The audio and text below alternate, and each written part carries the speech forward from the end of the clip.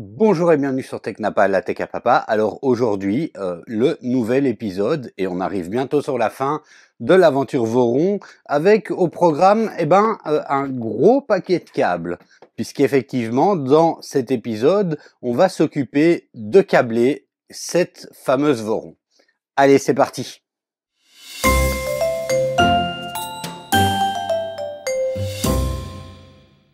Bon, alors premièrement, on va câbler l'entrée électrique. Donc ici, elle est positionnée sur la face arrière. Donc je l'ai retournée de 90 degrés et elle est sur la face arrière. On a ici le panneau qu'on avait fait précédemment avec l'entrée électrique. On voit qu'il y a déjà un câblage pour le panneau électrique. Et c'est très simple, on va venir câbler cette petite pièce-là. Alors pour ça, on a besoin de ces trois câbles. Vous voyez, il y en a un jaune et vert, il y en a un bleu et il y en a un brun. Le jaune et vert est celui qui va venir, il est libellé PE. On va venir le mettre ici, de ce côté-là. Alors, on peut pas se tromper, il y a un côté où on peut le plug dedans. Et l'autre côté, on va, vous voyez, c'est une petite pique, on va venir la mettre ici. Alors, chaque câble ira dans une des bornes différentes. Alors, le brun va venir se mettre face au brun qui est là. Et le bleu va venir se mettre face au bleu qui est là. Et voilà à quoi ça doit ressembler. Alors j'ai un peu réorganisé ici sur mes bornes. Mais donc on a le bleu, le brun et puis le vert jaune. Et on vient les mettre chacun dans une des bornes ici. Alors maintenant, avant de faire la suite, on va venir installer des guides pour cacher les câbles. On les a avec, c'est pas très compliqué. Alors ces guides, ils sont comme ça. On va venir mettre un double face et venir simplement les fixer comme ceci, alors aux quatre coins et avec un rail au milieu comme ceci. Double face qu'on a évidemment reçu dans le kit.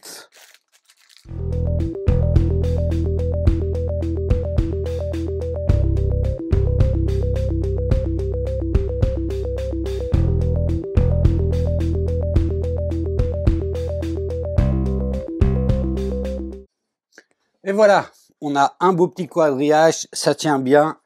Et quand on aura mis les câbles, il suffira de remettre le capuchon de la GAN, comme ceci. Alors, je vais pas le clipser entièrement, mais vous avez compris le principe.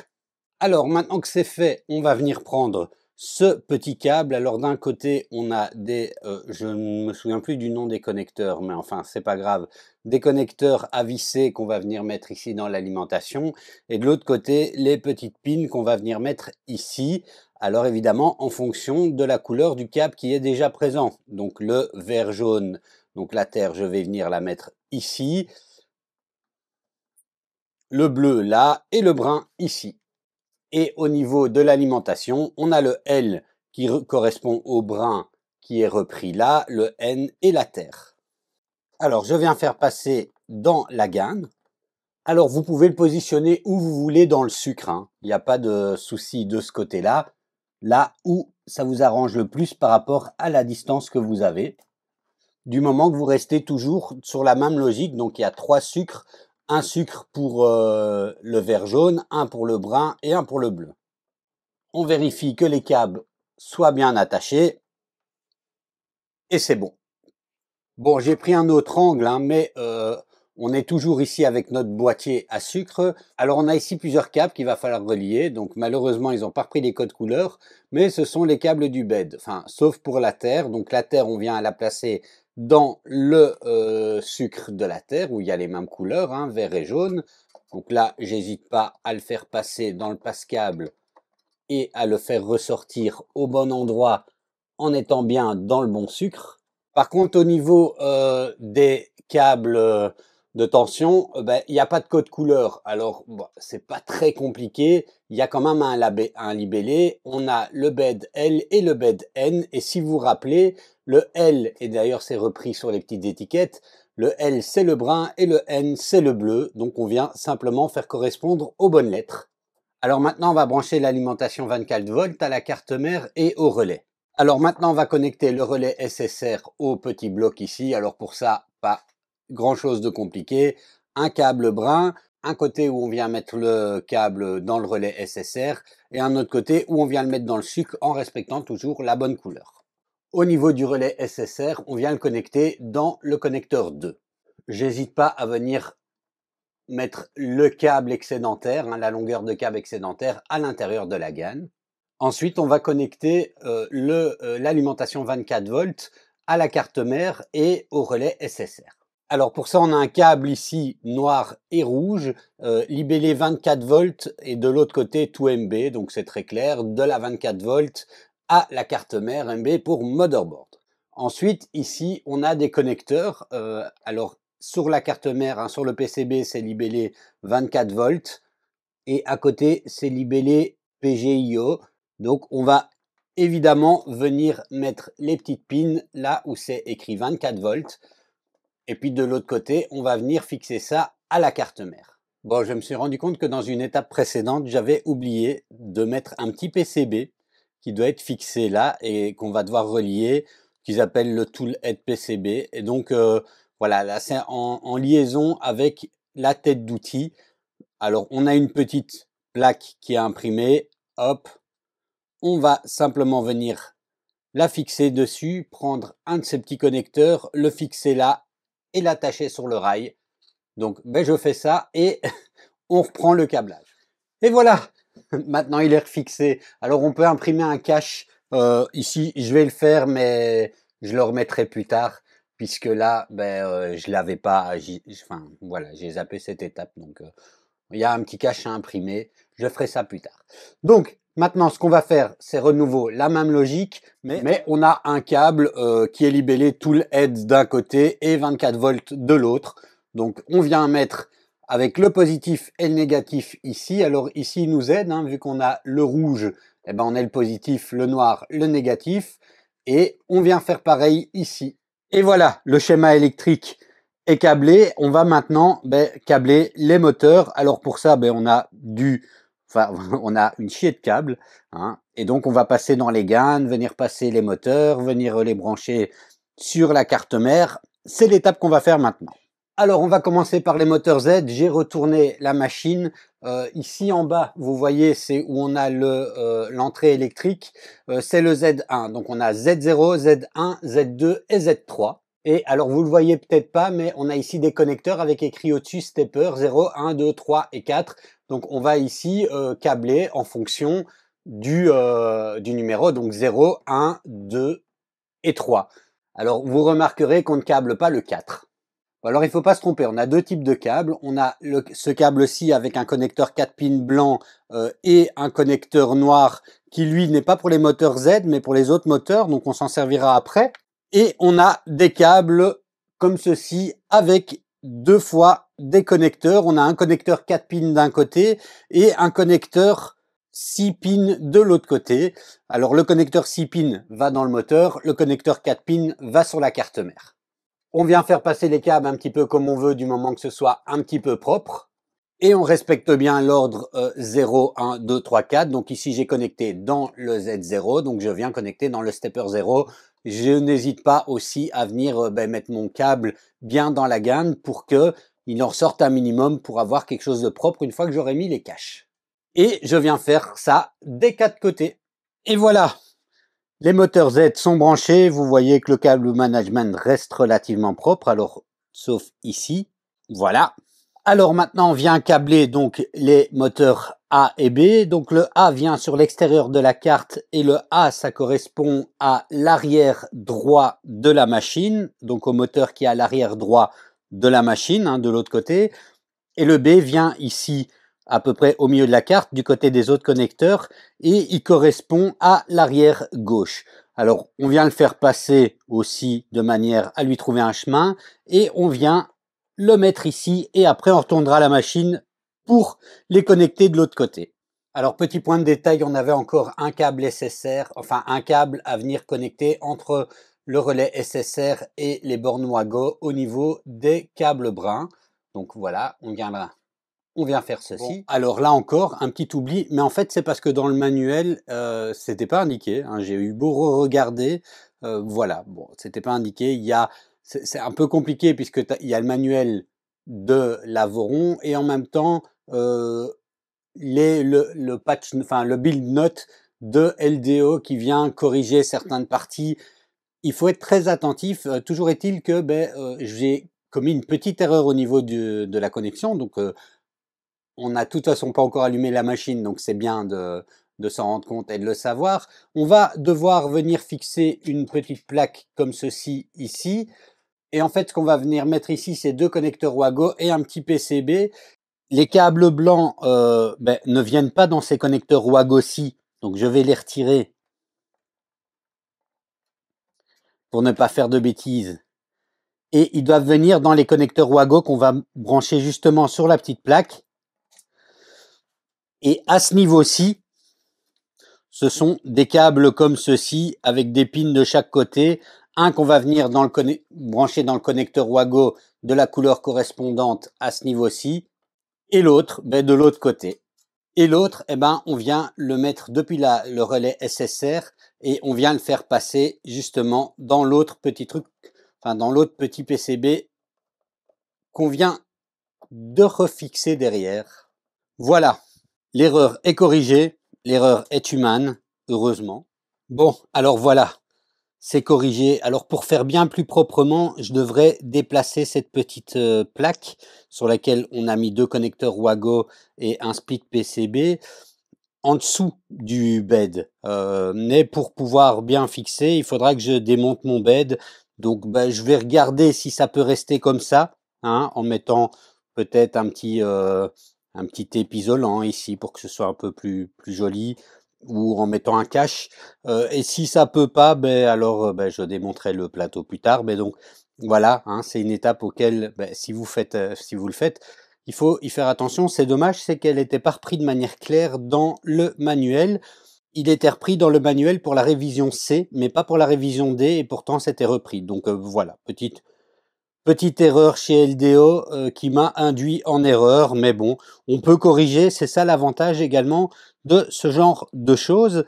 Alors ici, vous voyez, c'est un splitter, hein, donc on a le thermistor du bed qui vient ici, et on a le câble du thermistor du bed qui va partir de là, qu'on va faire rentrer ici ou ici, hein, comme on veut, et qu'on va venir brancher à la carte mère. Alors le câble du thermistor, il ressemble à ceci, c'est un long câble blanc et noir. Et on se retrouve de l'autre côté. Alors on va faire passer le câble encore pour faire un petit câble management propre. Quoique avec tous les changements que j'ai fait ici, il va falloir que je le refasse un petit peu puisque c'est redevenu assez brouillon. Et on vient le brancher ici sur le 3e connecteur quand on part du Raspberry, donc 1, 2 et 3. Il est libellé TH1, donc thermistor 1. Bon, vous l'avez déjà vu dans certaines de mes vidéos, le câble management et moi, c'est pas une histoire d'amour. Alors, maintenant que ceci est fait, on a les câbles du portique à mettre. Ce sont des câbles qui sont libellés XES, donc XES et YES. Et voilà, ça ressemble à ceci comme câble. Alors, à ce niveau-ci, c'est libellé X et Y end stop. On vient y mettre le connecteur 3 broches du câble qu'on vient de prendre. Alors, respectivement, ils sont libellés X et Y, donc on ne se trompe pas. Et on vient le faire passer pour arriver dans le petit carré là-bas. On fait pareil avec le câble Z end stop. Et là, sur le 3e connecteur laissé libre, c'est écrit Z end stop, donc on ne sait pas se tromper. Et là, on vient le faire passer dans le petit trou et dans les GAN. Alors maintenant, on va venir connecter les câbles du système de filtration, des ventilateurs et du ruban LED. Alors, j'ai pas encore mis la jupe donc les petites pièces pour protéger le dessous. Certains mettent ça avant, donc j'ai pas encore mis les ventilateurs non plus. Du coup, au niveau des ventilateurs, on connectera ça à un autre moment, mais je vous montre déjà. Ça vient se mettre ici sur le port fan. Alors le système de filtration, là c'est pareil, on vient le mettre sur le connecteur fan 3 de ce côté-là et on vient le faire passer dans les câbles pour le faire repartir par la petite trappe rectangulaire au-dessus. Enfin, il nous reste le câble du bandeau LED pour cette étape et on a presque fini. C'est quand même un sacré morceau, hein. On vient le connecter ici sur le côté dans un connecteur de broche et on le fait passer dans les câbles pour le faire ressortir par la petite trappe rectangulaire. Alors je vais passer de l'autre côté ce coup-ci. Alors encore le câble de la tête d'outil, donc là c'est pas dur, hein, c'est sur le petit PCB qu'on avait oublié, enfin que j'avais oublié, hein, vous y êtes pour rien. Donc connecté avec le connecteur 6 broches de ce côté-là. Et on le fait sortir par la trappe rectangulaire de l'autre côté. Et voilà, comme ceci. Alors encore une étape que je vais aborder dans le câblage dans cette vidéo, c'est la mise à la terre du cadre. Donc on a un petit câble qui est comme ceci, qu'on va venir mettre dans le connecteur Wago, dans le bloc des câbles de terre, et qu'on va venir fixer au cadre, comme ceci, ici. Alors pour ça, on va prendre une T-nut et une vis. Bon, alors je vais déjà refermer les guides ici. Il faudra les réouvrir puisqu'on n'a pas terminé avec la jupe. On a encore à mettre donc les ventilateurs, l'écran. On va venir mettre le bloc avec le câble Ethernet. Et tout ceci, on le refera passer dans les guides. Mais ça fera l'objet d'une prochaine vidéo où je finirai le caisson, c'est-à-dire où j'installerai ces parties-là et je mettrai les panneaux acryliques. On va maintenant venir regarder de l'autre côté, hein, au-dessus de l'imprimante, pour terminer les câblages nécessaires et installer les chaînes, et ce sera déjà bien assez pour cette vidéo. Donc voilà à quoi ressemble le câble management une fois qu'on a remis les guides. Donc comme je le disais, dans une prochaine vidéo, je devrais les rouvrir pour mettre le câble Ethernet et les quelques câbles qui restent encore liés au ventilateur et à l'écran qu'on doit encore installer. Et donc maintenant, on va regarder le dessus de la machine. Bon, alors là, c'est un peu le bordel pour le moment. On va venir installer les chaînes dans lesquelles on va faire passer tous les petits câbles. Alors les chaînes, c'est pas dur, ça ressemble à ça. Et il y en a 3, donc on va les assembler. Il y en a 2 avec des têtes similaires et une 3e avec une tête comme ceci. On va regarder ça. Alors, on va commencer par devoir mettre des petits inserts. Donc on va venir fixer une pièce au cadre pour attacher notre chaîne. Alors, on va prendre des petits inserts et on a besoin de petites pièces comme ceci.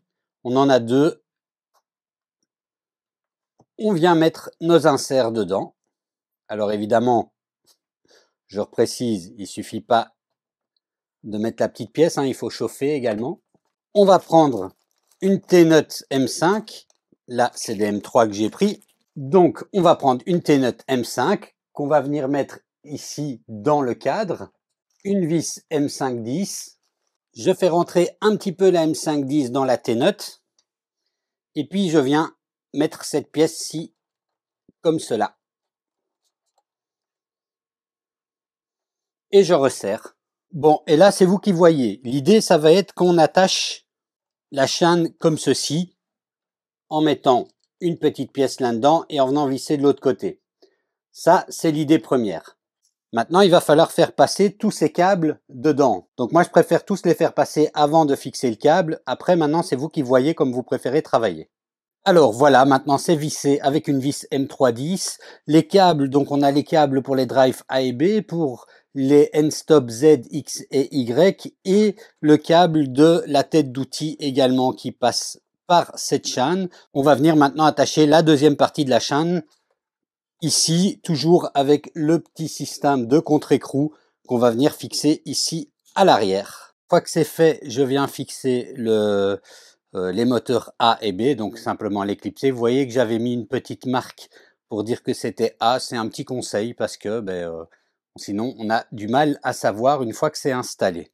Bon, alors maintenant on va installer la chaîne de l'axe Y. Donc le principe il est le même. On a juste des câbles en moins vu qu'on n'a plus que le câble de la tête d'outil et les câbles pour le end-stop X et Y. Alors pour la fixer, ça va être à peu près comme ceci, avec une T-nut M3, voilà, comme ça, et une vis M3, et voilà, hein, rien de bien compliqué à ce niveau-là. Et voilà, une fois que c'est installé, on vient simplement brancher end-stop. Alors on peut venir tirer encore un peu en arrière le câble, parce que là on a quand même beaucoup trop de longueur, mais ça on ferait par l'arrière. Il y a quelques ajustements à faire, ça vaut pas la peine de vous montrer en vidéo. En dessous de la machine, on peut venir retirer le câble et les remettre dans les rails voilà, pour avoir un petit peu moins ici de longueur à ce niveau-là. Là, on a juste à brancher le connecteur ici en dessous et vous voyez que j'ai quand même beaucoup trop de matière. Alors, on a un cache-câble aussi à venir installer ici. C'est un truc à imprimer simplement, qui part de la chaîne du Z vers la chaîne du Y. Alors, j'ai encore la chaîne de l'axe X à mettre, mais j'ai oublié une petite pièce de l'axe Z, enfin de la chaîne de l'axe Z, donc je vais la faire tout de suite. Alors pour ça, on a besoin d'une T-Nut M5, de ce petit bloc-là et d'une vis, et l'idée en fait, c'est simplement de venir mettre un bloc qui va venir maintenir la chaîne droite. Voilà, allez, maintenant on n'a plus qu'à venir attacher la chaîne sur l'axe X et on aura fini pour cette vidéo. Et on vient fixer avec une T-Nut M3. Alors, on vient la fixer, on garde le petit repère qui nous permet de connaître la distance. Et on vient la fixer dedans. Et alors, évidemment, on vient la brancher dans la tête d'outil. Et voilà, c'est terminé.